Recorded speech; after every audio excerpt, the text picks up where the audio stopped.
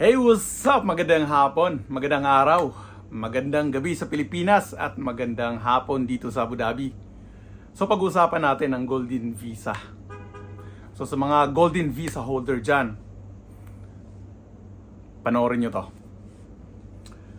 So, kung Golden Visa holder kayo dito sa Abu Dhabi, hindi kayo makakapag-sponsor basta-basta sa inyong pamilya.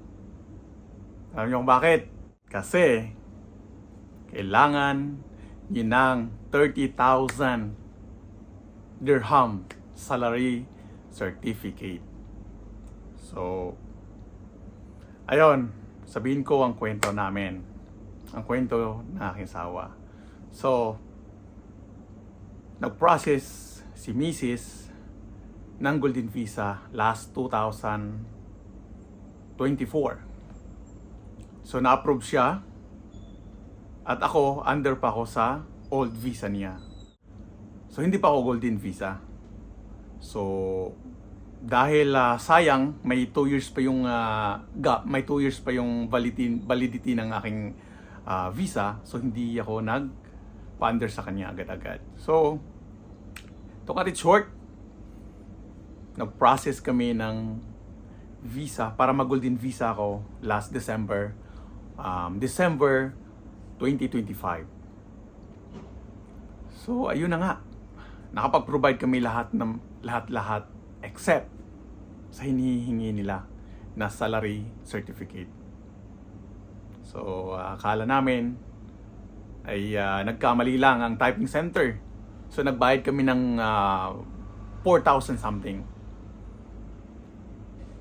So, ayun, na-process na nila at hindi ma-approve ang aking application dahil doon sa salary certificate na hinihingi nila. So, hinahayaan na lang namin. Naghintay kami, baka may update sa 2026, which is this year. So, January na lang, February, March, hanggang this month, nag-try akong magpunta doon sa embassy ng Abu Dhabi.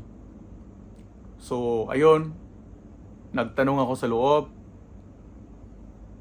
pina-check ko kung anong problema hanggat nakausap ko ang manager sa loob ng embassy ng Abu Dhabi.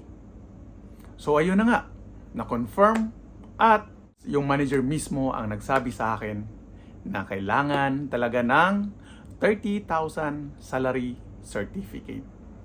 So, pero kung gusto nyo talagang ma-sponsoran ang inyong pamilya, pwede nyong i-cancel ang Golden Visa nyo at magpa-under kayo sa company kung saan company man kayo para makapag-sponsor kayo ng inyong pamilya. Pero kung 30,000 naman yung sahod nyo, walang problema. Kasi yun naman yung hinihingi. Yun ang kailangan. Golden Visa holder, 30,000 salary, then makapag-sponsor ka agad ng inyong pamilya. So, clear? Alright, sana makatulong. So, huwag niyong kalimutang i-share ang ating ang video na to para makatulong din sa iba. Alright, God bless.